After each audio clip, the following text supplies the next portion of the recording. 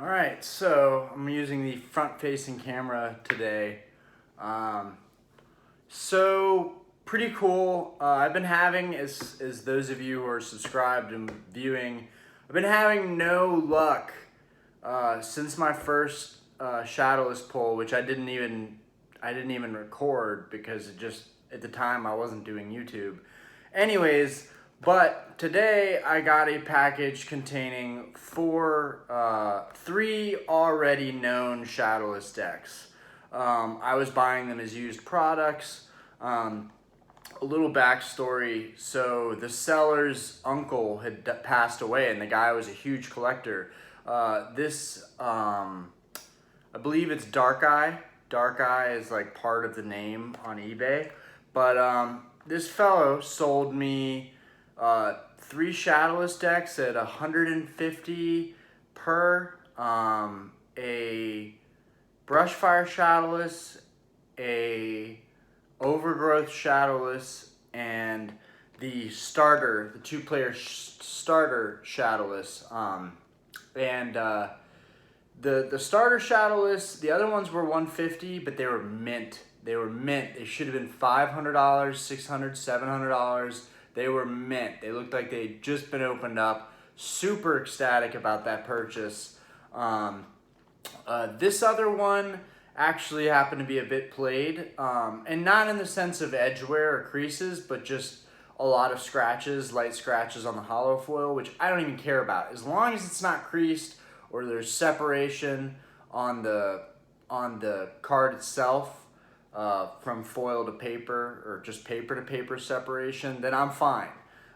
Anyways, right off the bat, we've got two decks here. One is Shadowless, one is just the base, the regular one. And right off the bat, for anybody wondering, there are some key differences here. One has Pokemon and the trainer in front, and the Shadowless has the energies in the front. So as you can see, this guy over here has got these a bunch of cards here. This is the base deck. The fronts look exactly the same though. This is the Shadowless. It's got all the energies. I'm guessing that's actually kind of a telltale sign of the Shadowless decks. So I'll be looking for that when I buy them more. But I'm taking a break for a while, and I just want to do videos and have fun with it and get back to collecting again. Instead of, because before it was just get the Shadowless cards, and now that I have basically all of them, the only one I'm missing is the Zap deck in Shadowless. That is what I will be actively bidding for on eBay and trying to upbid that deck up to $250, $275. That's where I'm comfortable buying in. But anyways, we've got two decks here. One is the regular deck, which I will... Well, actually, this was sent to me. This one's in really, really good condition. No, everyone's like, dude, we just care about the Shadowless deck. But I just want to show this because it is important to me. Just the love that sellers put into when they're selling cards. They have all these card sleeves on the Pokemon cards, and even though it's just a base deck, someday these decks are going to be worth a lot of money. And I just think it's really cool that someone, went through that time to make sure these were sleeved before I got them. The deck itself looks really minty. When I get a deck that's super minty, I don't even try and put it up for sale. I just keep it, even if it's open. It's got that first edition base Machamp. I actually didn't notice this, but does this one have a slight... This one has a slight crease in it. Not even going to worry about it. It's still super cool collector's item. But you might, in fact, I bet if I take this off, some of you, maybe even from the camera, will be able to see where this guy is creased. I don't know if you can quite tell. I wonder if the camera can catch that. Put it like this. So along the top, you can't even tell. But there is a small crease on this Machamp. Yeah, you might be able to see it right here in this light. At the very top, in the middle of the top, there's a slight crease. There's some wear.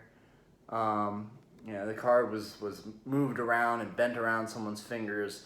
But, man, these base cards, these base hollows, just these early cards are so sturdy.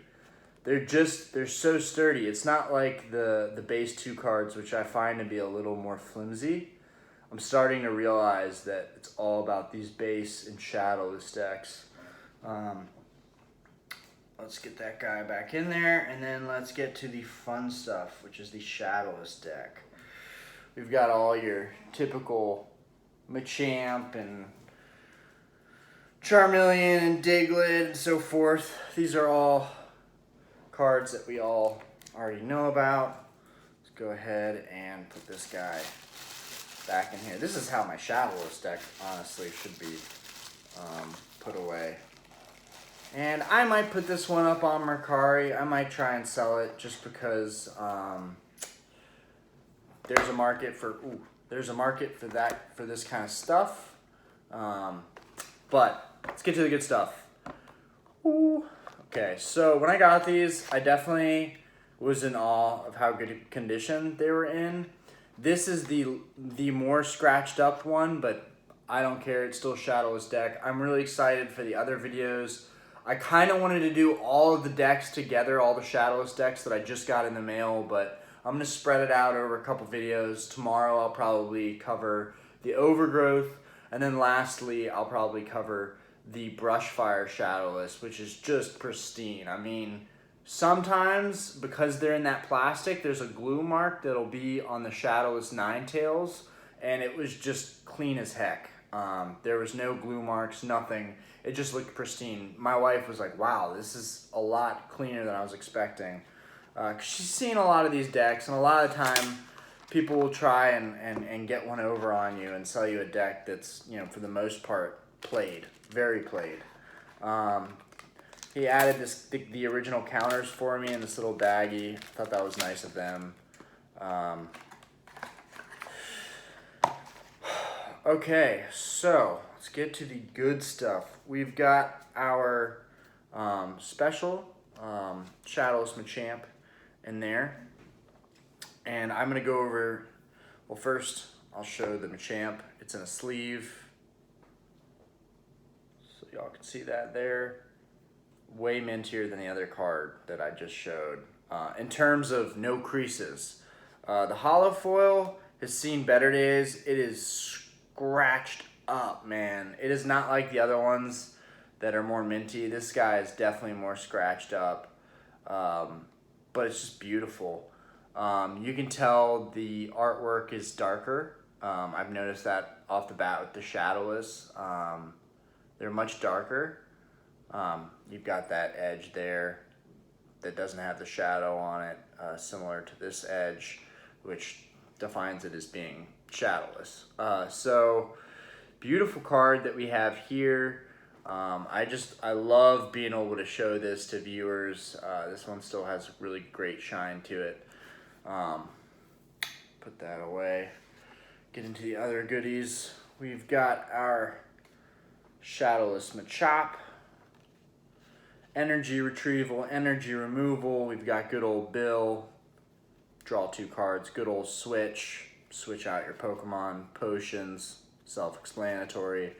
Pokedex. This one I haven't seen in a lot of decks. Look at the 5 cards from the top of your deck and rearrange them as you like. Clutch. Gust of Wind. Choose one of your opponent's bench Pokemon. Switch it with her active. Energies. These are like all energies. Okay. Fun stuff. Okay, more Shadowless cards in fantastic condition. You've got this Charmeleon. He's in great shape. Yeah, we get the light on it there. We've got another Charmeleon. He's in great shape. We've got our Ponytas. All Shadowless. All in really good shape. Guess I should kind of put those down. Go back. I mean, this deck is flawless in terms of these other cards. I really don't understand how some of these other cards don't look played at all. but then the holos just look like obliterated. It's not that bad. That might be an overstatement. I've gotten pickier as I've been more of a collector. I've definitely gotten pickier. Still, just to get a Shadowless Machamp is so cool. Got our Machoke. Flexing so hard. Such a dope Pokemon. Charmander. Definitely one of my favorites. I just love seeing this card in Shadowless format. Looks really cool. These older cards, every single time, they bring me nostalgia. I just can't get around that. Shadowless Diglett. I really like this Shadowless Dratini. This Dratini is just so dope. The art on this is so cool. Say what you will about the newer cards, but I just don't find them all that great. I'm all about this older stuff. There's a lot of hype with the newer stuff. I get there's YouTubers that are gaining tens of thousands of views by the day by talking about the newer packs and openings, and it just doesn't do it for me. Shadowless Rattata. I am all about this stuff. I could just collect the old stuff, just boxes and packs. It's amazing. You know, some of these people must have great connections, because I don't know how they're finding these boxes and all these vintage packs for so cheap. I guess when you become kind of an influencer on YouTube, you kind of have access to that kind of stuff. But I thought about this too. You know, your life, we already covered Machop, but it's just cool.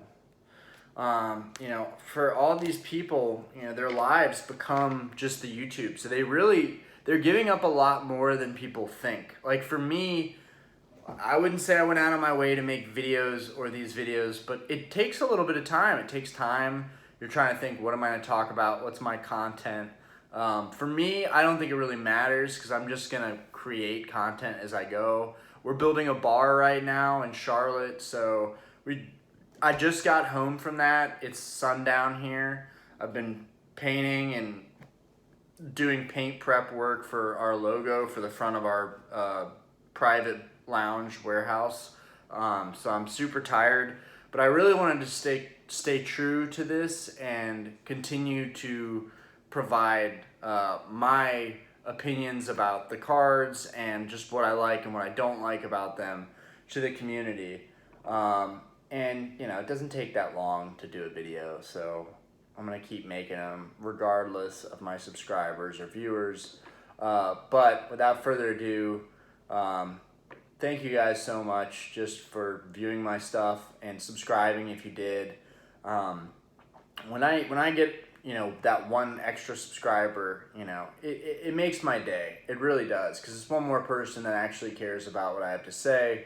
And, you know, a lot of my relationships with a lot of my friends, there's a judgmental current to me and my, you know, addiction to cards and collecting and, you know, reselling, you know, looking at it kind of as a joke, as a business. And I don't think there's anything to joke about. I think this market is huge. I think it's about to blow up again. I think right now is a great time to be buying Pokemon cards, especially vintage decks. I am grabbing decks every day for $40, $50 and able to sell them for pretty much $100 or more. And that's the market on them. But some people are selling them and they're like, box of cards, no idea what this is, don't care what it is.